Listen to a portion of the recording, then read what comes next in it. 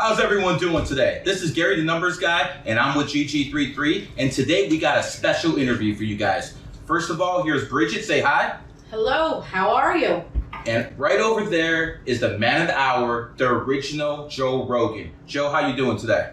I'm here and I waited a long time for this. Oh, don't worry. We're about to get into it. So first, I want to say a few things.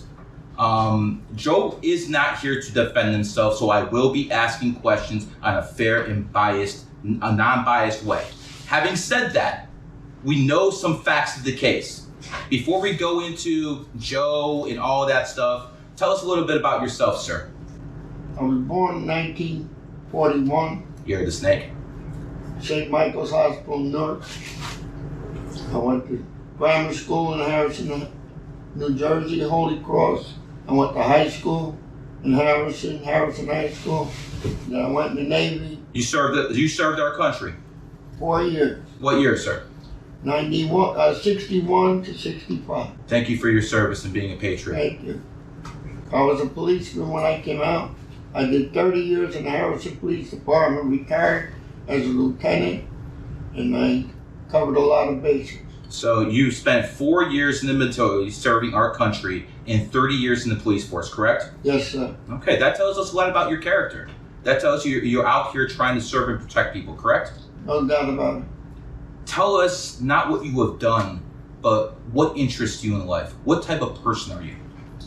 I'm a people's person. I love people. And obviously a Steelers fan. All day long. 1933, right, baby? That's when I was born. I started in 1965 as a Steeler. Joe, going back to you, let's start with August 11th, 1967, the day Joe was born. Tell us about that day. He was born in St. Michael's Hospital. Was he a big baby? He was good size. Good size, about 8 pounds, 9 7, pounds? 8 pounds. 7, 8 pounds. Healthy baby? Oh, yeah. Okay. And as he was growing up, what did you notice in Joe? He was soft. Soft? Yeah. And soft in what way, sir? Joe was always, he wouldn't get involved with people, and he wasn't a tough kid. He very smart. I noticed that right off the top. He loved to look at books and the dragons and the prehistoric animals, and he knew everything. He was like a zoologist at a young age. Yeah, he was very smart. Very smart. As Joe got older, did you bond with him? Oh yeah, that was everything to me. And I had to work in the police department. I worked several jobs, but you did the best you could as a father to provide for your son. The best I could, and things happened, and they happened. Okay. Let's talk about as Joe got older, about 4 or 5 years old. Did you notice any characteristics that basically would tell us he would turn out to be the way he is? No. I knew he had intelligence, but the way he is, I had to laugh about that one. Could you have ever imagined that he would turn out and do what he's doing in life? No and no. No at what he's doing, and no to be alive. Yeah, well, we'll definitely get into that. As Joe turned about 5, 6, 7, could you tell us the type of bond you had right before your ex-wife took him from you? Well, we were separated like when he was he might have just turned 6 years old. We were separated like 9 to 10 months.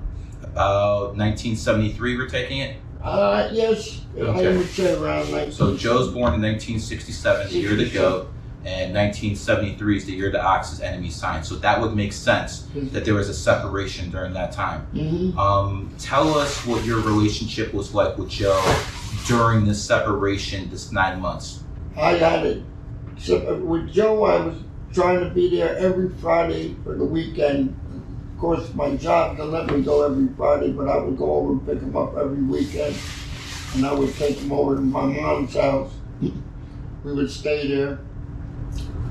And Joe, on Saturday nights, loved to go into the Harrison Pleasure Club. It was an Italian social club in Harrison that I belonged to. Members only, and I used to take them on Saturday nights at about 6 o'clock because the place was closed. And at that time, if you people remember that had been around, excuse me,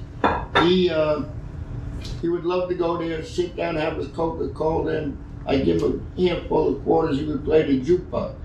Mm-hmm. And it really got to me to a point that when I heard him talk later on in life about I beat people up, he see me own the tavern. Wrong. I beat people up. There was nobody in the club but me and Joe. I don't know who he was talking about. Maybe he imagined this or invented it. We'll get into that. Let's talk about now. Do you need some water, sir? Yeah. Let's talk about now the day Joe was taken from you. Tell us about the day his mother just took off with him. Well, I wasn't there the day he took off. Did you know anything about it? No, none at all. So she took your son away without any knowledge. She didn't say anything. She just took him and left. Her and her boyfriend. Her and her boyfriend. Okay. And this was what year? 1974. So 1974. Joe's around 7 years old, 7 years old at this time. He was actually, he just turned 7. Just turned 7. And right as he turned 7, your ex-wife just took him from you with her boyfriend, correct? Mm-hmm. What did you do at that point? Your son is gone. What do you do? This is a terrible situation. It doesn't matter if it's 1974, 1984, or 2024. This is stuff that men deal with all the time. How did you deal with that situation, sir? Well, when I went over there, I called up first, and nobody answered the phone. I went over there that Saturday morning, and the gentleman that was taking care of the janitor of the building they lived in said, "Hey, how you doing, Pops?" I said, "Oh, how you doing? How's everything? You see my son?" He said, "They're gone." I said, "They're gone? Where they moved?" "Yeah, man, California." I said, "God, come on. You can't." No, they had the car all packed. They left early yesterday morning. So you found out from a neighbor that... Yeah, he was the janitor of the building. Oh my. What was going through, like, I can't imagine. What was going through your head when that happened? My head was straight, but my heart bounced. It hit the ground and bounced the butt and hit me in the mouth. As a police officer, did you try to take any legal action? Now, you don't have to be a police officer. What I did was I went home and I called a friend of mine who was an attorney. He came over to see me. He said, "Take it easy, see what happens. We'll talk about it." Because there was nothing he could do because they were on their way out there. I didn't even know where they were going. I didn't know where they were at. So just to go back a little bit, your ex-wife takes Joe, your son, who you're divorced from at that point, correct? Yeah. But she takes your son without your consent to California, and you find out about this from a janitor? Yeah.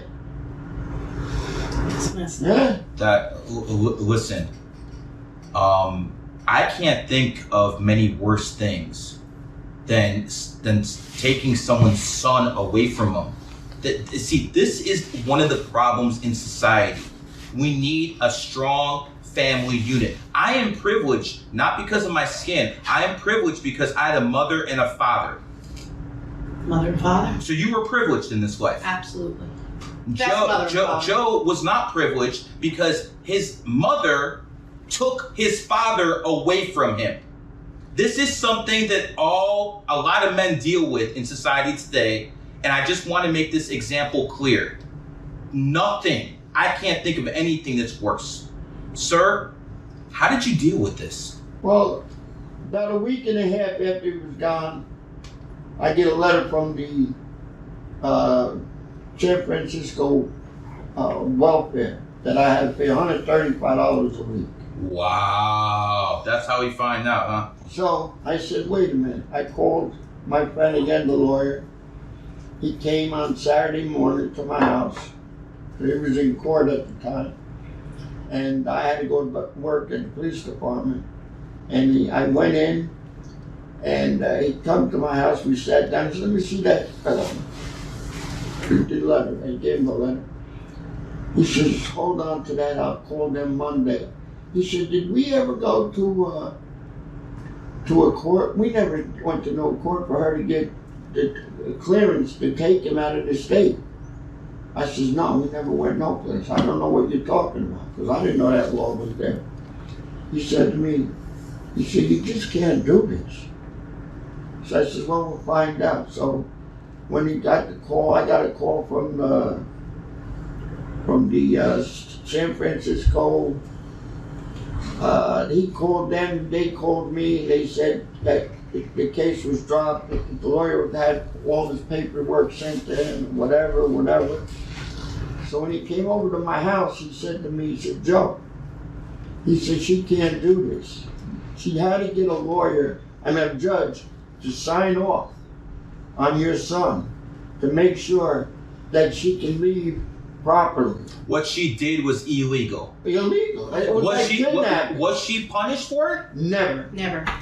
But why? I'll tell you why. Tell us. I'll tell you why. See, there's a why. So my lawyer said to me, he said, "Well, let's file charges." I said, whoa, right there. That's what happens to him and his sister. He says, "What do you mean?" I said, "It's California. I don't know how screwed up they are out there." You've been in 74, right? Yeah. I said, "What would happen if he went to family services and got put into a home until this is straightened out? This kid's too soft." I said, he would fold up. I was thinking, I said, "No, I can't do that. I can't do that. Bring her back and put the kid's life and his future in jeopardy." Let me rewind for a second. So after your ex-wife steals your son from you and goes to California, your lawyer comes to you and says, "Whoa, this ain't legal." And the only reason you don't go after her is because you're worried that if they take the kids away from the mother, Right, they're going to be in some kind of foster care. no doubt about it. I want you guys to think for a second about the compassionate nature of a man who just lost his son to his ex-wife, and he decides not to go after her legally because he's still worried about the kids. I commend you, sir. That was, excuse me. The next 27 years have followed me. And that's the only reason is the time to step up and be a man. And what you want and what you got is two different things. But what you got, you know you got. What you want, you can never have. Because as soon as they found out whatever happened, they moved here, they moved there. You can look and Google it. She moved, I think, 17, 18 times in so many years. Let's talk about the man who was helping raising your son. What do we know about this individual? As far as I got a run-in with, not a run-in, but an interview with the, I never knew this, with the magazine, Rolling Stone. And I read the article in Rolling Stone, and I couldn't believe it that when he was 8 years old, a year later, that he had my son down by the wharf or whatever it was. The kid had a problem, and he gives him a doobie or a bong to smoke at 8 years old. 8 years old? Yeah. Okay. I want to make this abundantly clear. There's a difference between when an adult decides to do marijuana, when a child decides to do it. People have to understand, child's minds have to develop. The man who was looking after your son was giving him drugs, and he was an unfit person to raise Joe. I didn't know that 15 years later on Rolling Stone. I never knew that. Because me, if you came out of my house, you went to school. If you were athletic, you played ball. If you weren't, you were smart, you studied. And Joe was the smart one. Joe was smart. Okay. Let's talk about now the fact that, has your son ever tried to reach out to you? No. So he was taken from you in 1974.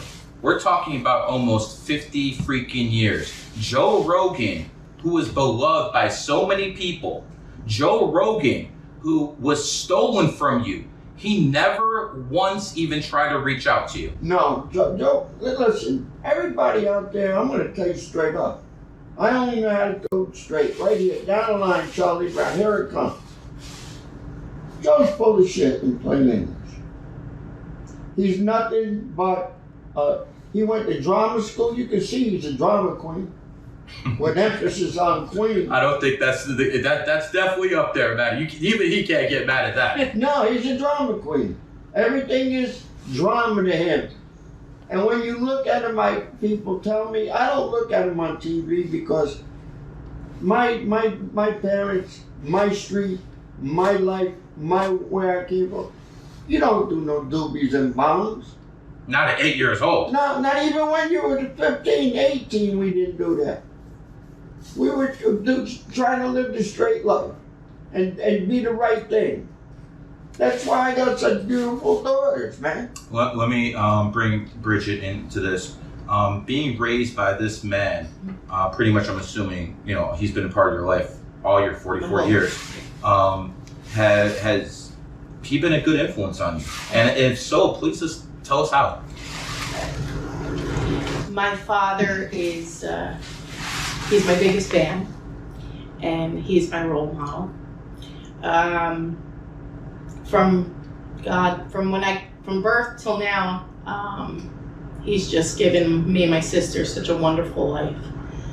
Anything that a father is supposed to do, my father has done tenfold. A father's supposed to help educate you. A father's supposed to help protect you emotionally and physically. Right. A father's supposed to do everything he can in his position to make sure you have a better life than he did. 100%. Did he do all that? Yeah, we went to. And you're a good man. Yeah, no, he Catholic school from kindergarten through high school, college. Never mind you, we're twins, so there were two of us at the same time. Paid for everything. I never had to question anything with my father. My father, and everybody loves my father. No matter where you go around here, everybody knows my father. All my friends, my son's friends. It's just, he's the best. I'm blessed. I'm truly blessed. You're definitely privileged. Mm-hmm. Going back to you, sir. As someone who's a police officer, what have you done to people that you've run into who've been in similar situations of you? What kind of advice have you given them in the past? Well, I never ran into nobody that the wife left them. You don't do that every day of the week, like an accident or No, that's some, excuse my language, that's some fucked up it's shit. 100%. But what I found out in life, the more you put into life, you get out. It's like going to the bank, you put money in, you get paid, you get check, interest. You put money in, when another week you go a little low, you can take money out. You don't put money in, you can't take it out. 100%. And if that's life, what you put into life, you get out of life. Yin yang. Yes, the yin and the yang. That's what you do. And I tried it. I'm straight up. I can let you go check me out. I had places where I worked in an 85% African American school in Newark, Robert Tree Academy. So you learn how to fight. No, it wasn't that. I was working security. Okay. Armed security after I retired. I used to grab them kids and tell them. They used to get more out of me than some of the teachers. No lie. I would give them sneaking something to eat in the morning. I'd bring it in. If they missed something or if they had a problem, I would go to the teacher and see if she would give them extra time in the afternoon on a lunch hour. And she was dynamite, Miss Romer. Dynamite lady. What a teacher. I gave her 7, 8 kids, and every one of them kids got to be put on the honor roll after that within weeks. You're out here helping people not just in your family, but all over. Here, baby. If you ain't got this, don't leave the house. That tells you a lot about the type of person we're dealing with. Let's move on. I've never heard of you until a couple months ago. Nobody. I never heard of you until a couple months ago. And can you tell us why, after almost 50 years, now you decided to come forward and tell people about your side of what happened when Joe Rogan got basically kidnapped from you? It's my daughter sitting right here. Her son, that if you see him leave before the talk, 16 years old. He went to his mother one day and said, "Mom, Daddy, Papa really beat his ex-wife up?" So your Yeah. grandkid Yeah. heard, I'm assuming at school, from the internet, Yes. that said that you beat your ex-wife. Yeah. And you know what I said? No lie, cuz I'm not gonna tell you I'm a holy roller, nothing We're like not that. saints. We're not saints. But let me explain something to you. Oh, you got Pittsburgh gear on. That's I looked up in the air and I said, "My man, I gotta get him this time." I let it go. I let him go because he was my blood. I let him go because on Cleveland Avenue, where you came from, you don't pull that kind of shit. Family is family. So, just to get this from the very beginning, your son was kidnapped from you, and you didn't press charges because you didn't want Joe being raised in a foster home. No. That's why you didn't. Without a doubt. That's why you didn't. Without And a then doubt. you kept quiet. You didn't say anything No. about this for not 10, not 20, not 30, but damn near 50 years. And the reason you did this is because your grandkid, her son, came to you and said, "Did you beat women?" And you know what makes me laugh? No, it don't make me laugh, but hurts me in my heart. I don't care where you're from, what color you are, who's your mother, who's your father, what your father did for a living, what you did for a living. I would look at you for what you are and what you should be when you grow up, these kids. And I try to help all the kids out. Guys I got now are grown men. When I first got on the police department, stop me when they see me. "Hey Joe, wasn't for you, I wouldn't have this job. You help me out, man." How many people are you a mentor to? I couldn't tell you that. I'd be lying if I told. Is it safe to say that because your son was stolen from you? No. That came from my mom and dad in Cleveland Avenue. Raising you right. Raised that way, baby. Raised that way. When the doctor slapped me on the ass, it started. You're a colorful guy, man.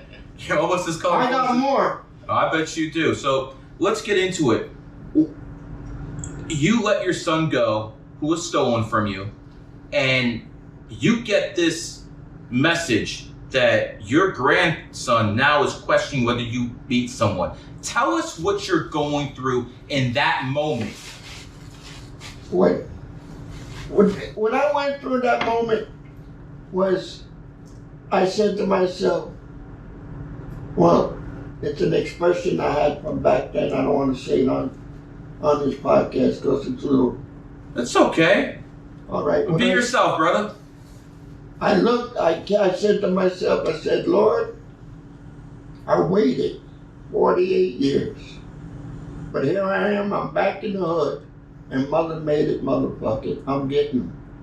I'm going after this lying son of a bitch, and I'm gonna bury him. There's no holding me back. He lied. He lied. He made, on his first trip to the Howard Stern show, "Oh yes, my father, he beat my mother up. Oh yes." Then when it got popular, and he said he was from Newark, and I was raised up in a bad neighborhood. He wasn't from Newark. He spent only 8-9 months. Where was he from? Harrison. He Harrison? was born and slapped on the head. Is that the hood? No, it ain't the hood. Middle class neighborhood? Yeah, that's where I came from. So Joe's from the suburbs. No, yeah. So he's no badass from the hood. Joe ain't Joe. No. Look, Joe knows he's sweet and he's got sugar in his tank, and he knows that he can't be a tough guy. He can take up all the karate in the world, go to all the dojos you want, lift all the weights you want. But when you're born, if you don't have this, you better stay the hell home. If you ain't got heart, you ain't gonna do shit out there. Oh. Joe's a phony. Joe has sugar in his tank? I'll bet on that. I'm telling you right now, and I'm the father. Did you see signs of that when he was young? Long time ago. Did he ever show interest in girls? I didn't see him much since he was 7 years old. I didn't even know what the girl was. I mean, most people at 7 ain't looking at girls. No. I'm gonna just a little bit. You know. No, you can't get me on that one. But he all of a sudden you go by channel, change the channel. He's there, and he says, "Oh yeah, my son, he beat the."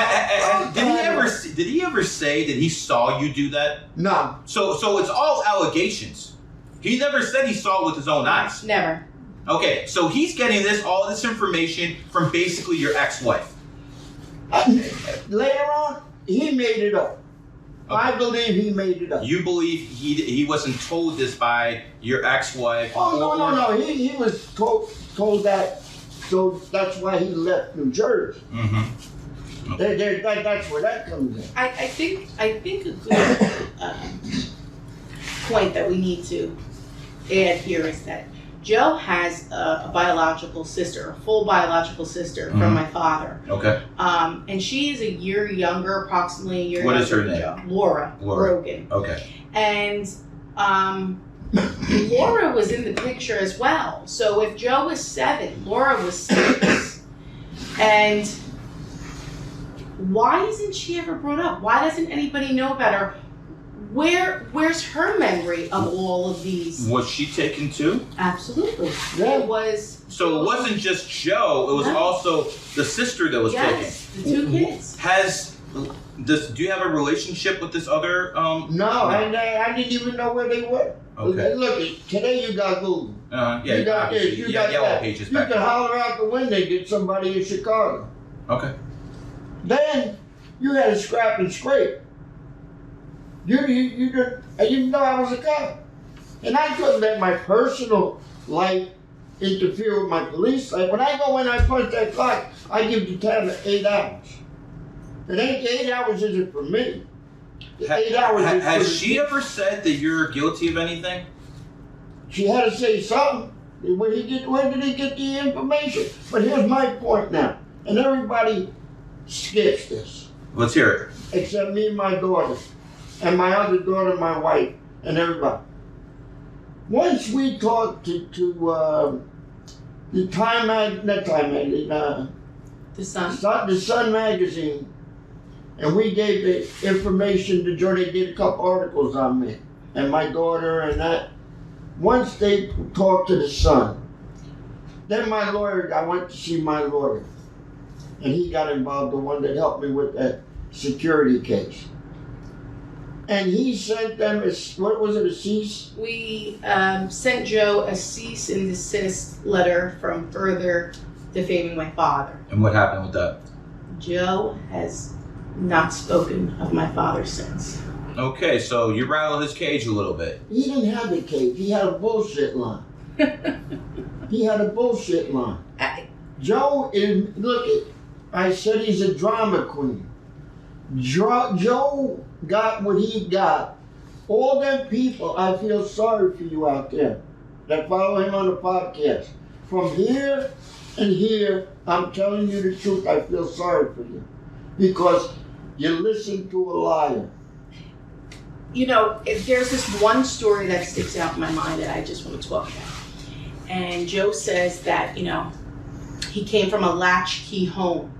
He said that he was 8 years old and they had moved to San Francisco and he was on Fisherman's Wharf by himself because his mother and the stepfather worked. And 8 years old by himself. 8 years old by himself. What wonderful parenting. Yeah. Okay. And he says, he was doing magic tricks on Fisherman's Wharf at 8 years old. Once a hustler, always a hustler. And so they say, well, how did you get in the house? I had the key, I go in, my parents had to work. Not once does he mention Laura. So now Laura is a year younger than Joe. If Joe is 8 by himself on Fisherman's Wharf, where was 7-year-old Laura? Where was she? Why, Gary, why is that not brought up? That's very interesting. Here's what I'm getting out of this. Obviously, when Joe's a kid, his father's not around, and he's going to believe anything that's in his mother's ear. But once a man gets older, shouldn't he start asking some questions like, where's my father? As a man, you'd want to know those things, because I got breaking news for you. Women don't always tell the truth. I want to repeat that. Women do not always tell the truth.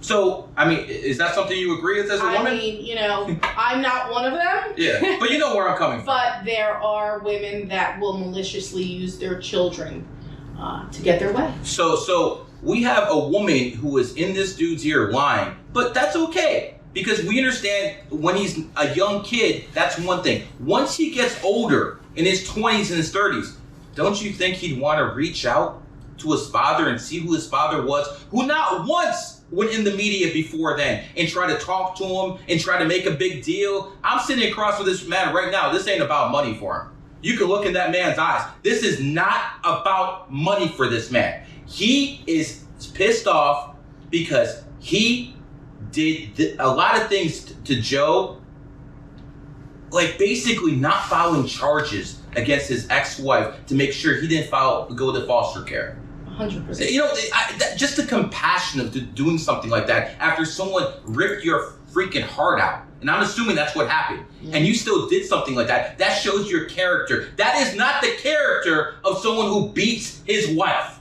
No. I'm sorry. That is just not. Can we talk about how when my father, because everyone needs to know that when Joe was 7, my father had just started off on the police force. So he was a patrolman, you know, you start off as a patrolman. And my father would direct the traffic on, was it the Clay Street Bridge? No, the Stickle Bridge, 280. Stickle Bridge, 280. And Joe's mother, Susan, and her then boyfriend, who was 23 years old, Louis Lembo, would drive Joe's mother's car with the 2 children in the car over the bridge that my father was patrolling on purpose every morning to bring the kids to the Catholic school that my father paid for. Now, if my father was this crazy cop, psychotic cop from New Jersey, Gary, don't you think he could have said, hey, 212, I got a car coming over the bridge. Yeah, pull him over, make sure there's something found in the back seat. 100%. You could have done that. He was the local doobie dealer, right, Daddy? Yeah. He was the local doobie dealer at the time. So I'm sure there was something in that back seat, okay? You could have taken revenge and you didn't. No, I look, let me explain something. People today, especially then it started, they got the cop as the wrong guy off the top. A lot of people, not everybody, because everybody don't know about cops. Until you, like, the commercial says, walk a mile in my shoes. Put my shoes on to see how it works. I didn't care about what color you were, what you were, where you were. I ain't going overboard to do anything to hurt you. Because you got a family and I gotta lie to make myself look good. That's bullshit. You gotta be you gotta go straight down the line. And I can tell you stories, but this ain't nothing. Where do we go on later on? Yeah, that'll be a different episode. When it comes down to Joe, let me ask you a few things. What would you like for him to do? Would I like him? What would you like? Joe is 100% going to watch this. Look into the camera and tell what you want that man to do. Look into the camera. What I like you to do, Joe. I don't want you to base everything I said to you right now because it wasn't how I felt then. Today I got a family, I got a lot of things going, and you really aren't on my good side right now because you lied. But to put your father into the point I was such a bad guy. I was a psychotic guy. If I was psychotic, Joe, I would have never made 30 years in the police department. I would have been gone. You were putting away psychopaths. Yeah. Right. And here's the thing, Joe. What I would love you to do is get them 15 million, 20 million people you got father and tell them one day, I got the wrong information. My father was a good guy. That's it. That's You, it. you know, Joe has apologized for promoting the vaccine. Do you think he'll apologize to you? The vaccine? No. Joe has already apologized for that. Yeah. Do you That's think? the only thing he apologized. Do you think he will apologize to you? No, Never. because he made all that money lying. He got to that position lying. He got to be a big shot lying. That's why I tell you, it's two lies.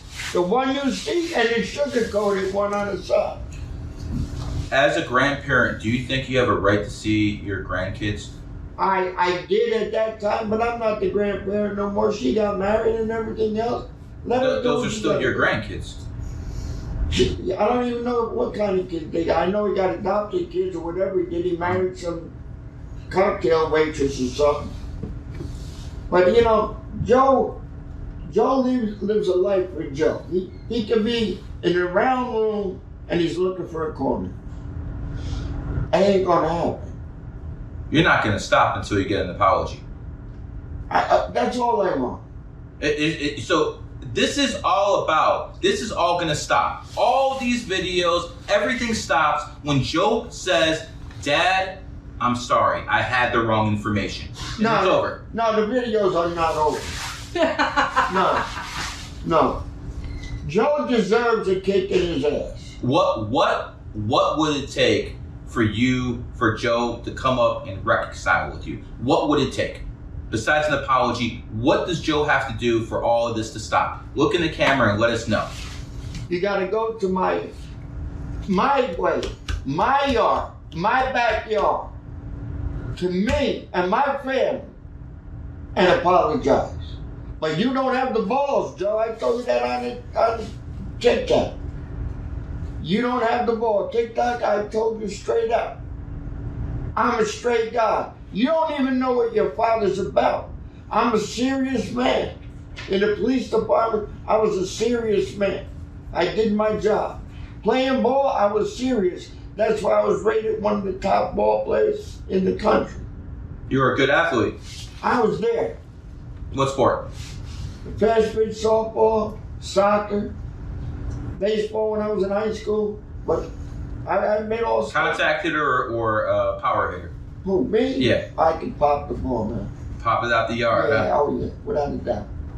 I like to hear that. Without a doubt. And I played against some of the greatest pitchers in the country. Not in Harrison, not in New Jersey. Give us some names. Johnson from local 57 in Rhode Island. Nuremberg out of Connecticut. Preacher Dudley. Harvey Sturkle. Is baseball your favorite sport? Baseball is secondary. To the Steelers. To the Steelers. My heart was baseball conked out when I started playing fast pitch softball. I love fast pitch softball. It was one of the greatest things that ever happened to me. Is that something that he shared with you in your life? Yeah. His love for sports, baseball, football. I'm assuming the Pittsburgh Steelers. Well, by the way, are you a Pittsburgh Steelers fan? I absolutely am, and anybody that walks in our door becomes a Pittsburgh Steelers fan. Well, what if I told you I was born in Cleveland, Ohio? I'd say hello. You know, I remember a game vividly. You're probably going to remember this too. It was about 1989. And the Cleveland Browns went into Pittsburgh and beat the Steelers about 51-0. That was when the... 89. Yep. You remember that game? Yeah, and I remember the one that Baltimore kicked up butt in the first game. But who got more trophies? Oh, no doubt. You know, Who went to sleep the next 20 years? Hey, I don't run the Cleveland. organization. All I'm going to tell you is that, listen, the Browns put a restraining order on me for telling them to draft Adrian Peterson in 2007. So we're talking about a Hall of Famer. I asked him to draft, it was a funny story. In 2007, you guys know what I do. I'm a numerologist, astrologer. That's what I do. In 2007, I had talks with the Cleveland Browns, Cleveland Cavs, Cleveland Indians. And I went up to the Cleveland Browns secretary in Berea, that was a suburb of Cleveland. And I'm like, yo, I need to talk to the GM. The guy at the time was named Phil Savage. And they basically told me, well, he's not meeting with anyone. I'm like, give me your birthday. All right, and I'm like, if I do right, let me talk to Savage. She's like, wow, you're pretty good. I talked to Savage. He's a very religious person. He's not believing it. Fine. I still go out there, start, doing numerology, astrology, go on the local radios. What happens is I get a phone call one day. You're going to love this. I get a phone call and it's like, son, my name is Lou Marletti. Do you know who I am? I'm like, hell no, I don't know who you are. He's like, Google me, hangs up. I'm thinking, wow, this guy's acting like a mob boss, right? I Google him. He's the former head of the Secret Service under Bill Clinton. Wow. Apparently, he is a vice president for security for the Cleveland Browns. He called me back in 5 minutes. All of a sudden, I took that bass out of my voice. Okay, there. How you doing, sir? He basically told me, look, the Browns don't want anything to do with you. I'm like, listen, I got something real important here. And he's like, sir, we're going to put a restraining order on you. I'm going to do what you do. And that's how I had a professional football team put a restraining order on me. But the interesting part is, just like you have that Golden State thing right there, I got a championship ring right here because I helped them build a championship. But, it's just interesting how people from different walks of life have different experiences. Without a doubt. Right. But when it comes to you, sir, you have an experience that I think can help a lot of men. Not just from 74, 84, but right now. Because this is not something that it has stopped happening. If anything, what happened to you is happening to a lot more men. So let me ask you this. Give some advice to men who are going through the same thing you went through. The ex-wife took the child, took the kids, and now they're brainwashing them. And they're not gonna have that masculine figure that they need to actually become a man. Because I don't care what anyone says. A woman cannot teach a boy how to become a man. Do you agree, sir? I gotta agree. I gotta agree with that because look at Joe. Joe can act like he's a tough guy, but he's not a tough guy. And then he said to me that he made stories about me. I was this, I was that. Oh, I was a big karate expert. Oh, that was great. Yeah, the karate expert. Yeah, I beat the shit out. So have you ever taken karate? What I did was, when Joe left, a good friend of mine came to my apartment and sat down and said, Joe, listen to me. I know it bothers you, but you gotta take up something to your anger out, and so you don't take it to the job. You don't take your personal business to the job. So I gave it a thought, and a couple of weeks went by, and then I was driving by with the scooter at the time.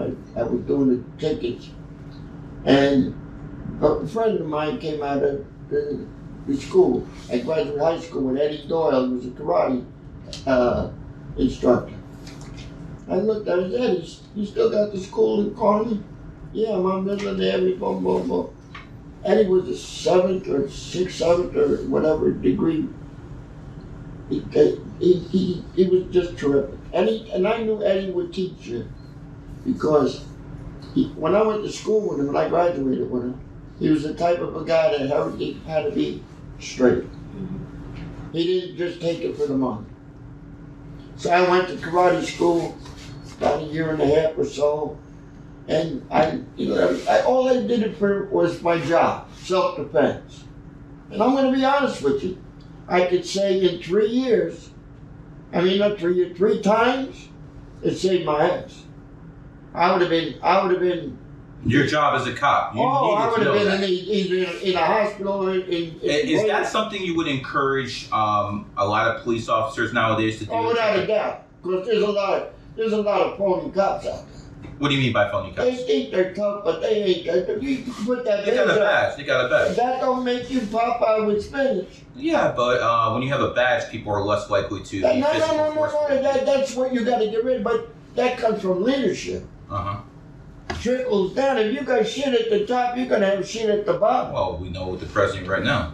Yeah, the president, he's dead. He ain't got brains to lay down. Hey, brother, we could go on and on about that, but I think we're all on the same page that we're not fans of the Biden administration. No, not at all. But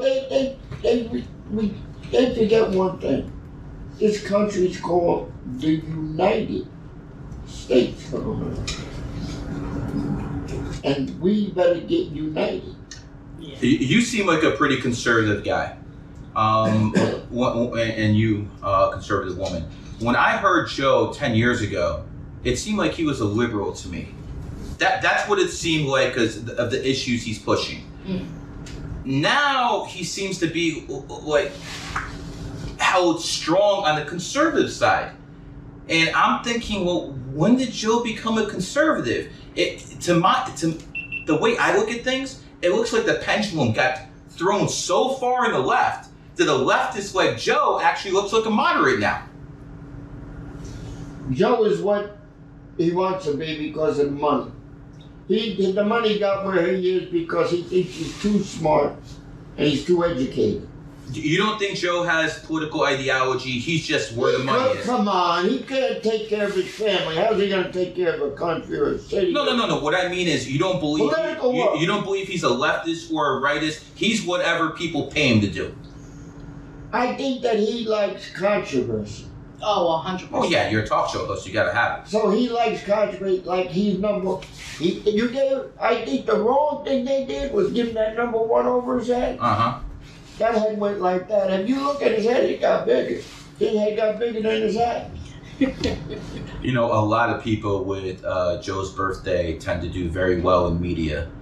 You got Hulk Hogan, who's born on the 11th. You got him. You got Alex Jones, another one of his buddies who are born on the 11th. Another up-and-coming star, Aiden Ross, is born on the 11th. So this is why people flock to him, because he's born on the 11th. Now, he has charisma, but is he a good person? Tell people what you think about Joe as a person. He's full of shit. Straight to the point, huh? Straight to the point. He knows how to use the people. He knows how to use the media. Has he done anything positive from the mic, in your opinion?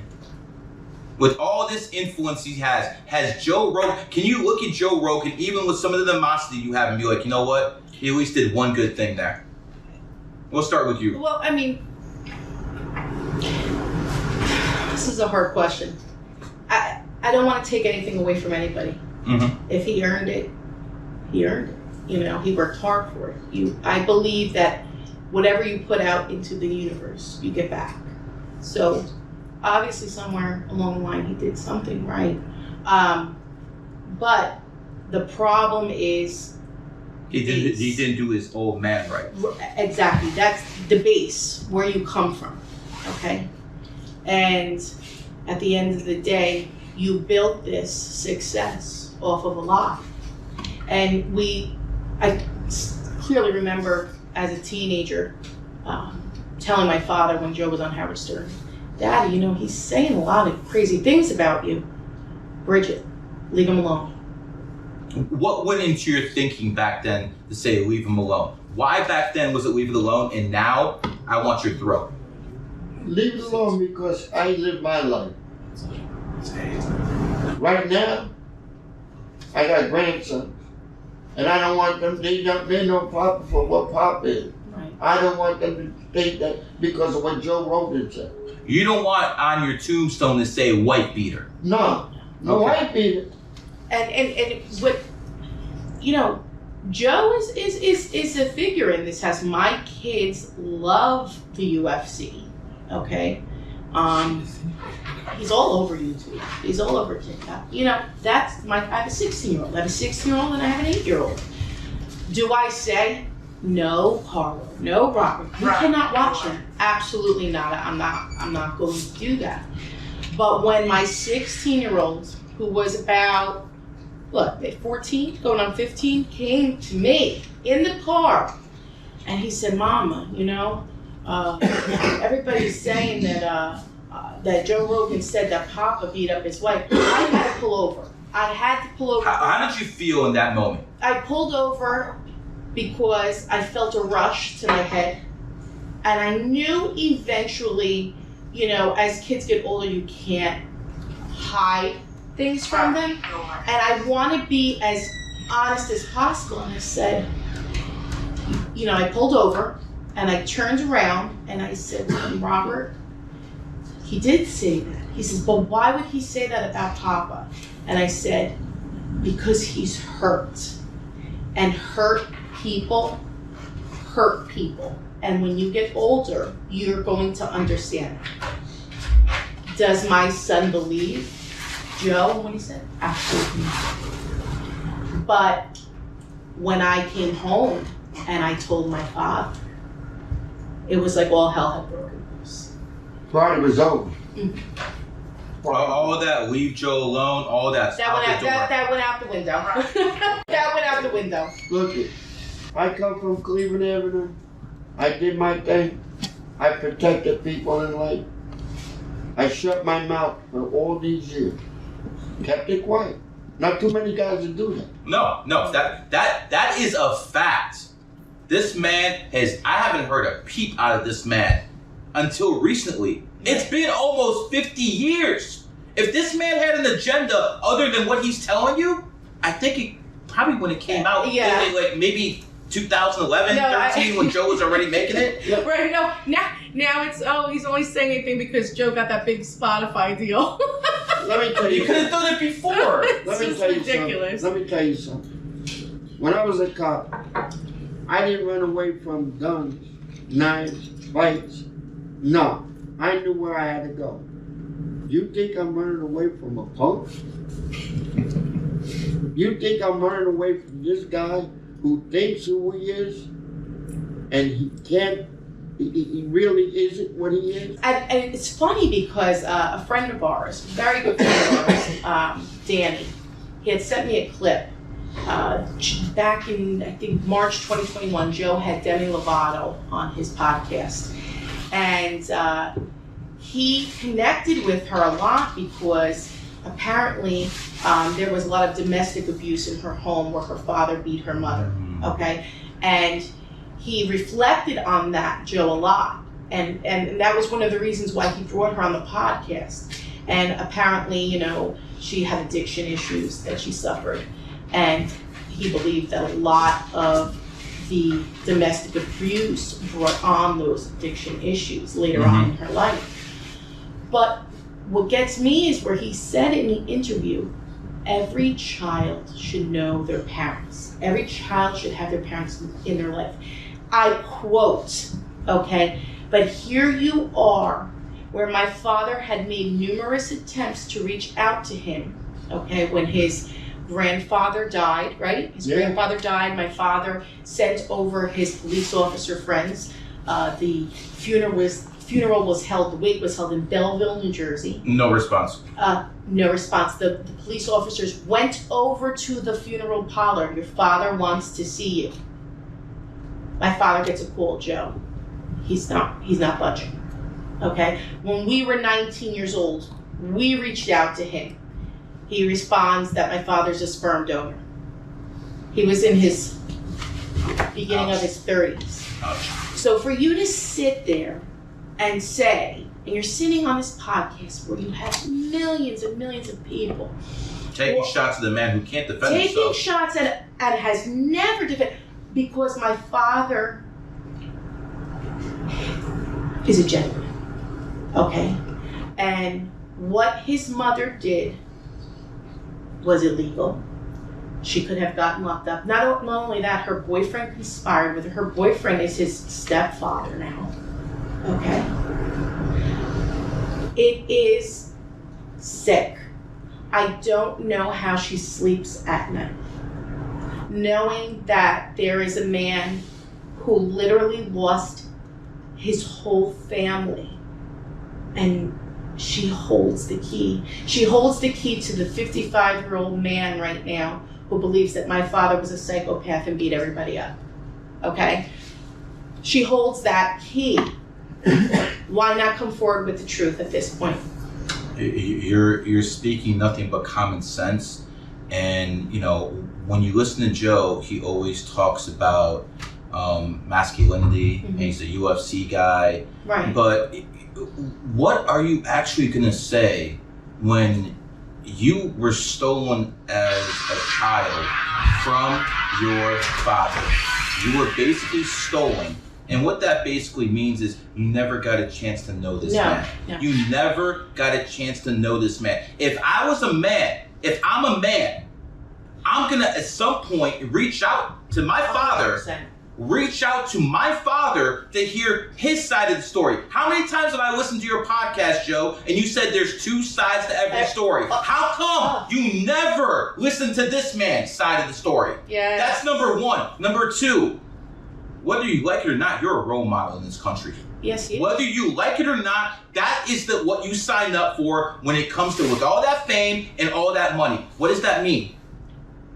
That means you have to act like a role model. Mm-hmm. Having male figures in their kids' lives is one of the most important things in this world. A woman cannot raise a boy to become a man. I implore you to reach out to this man and make it right.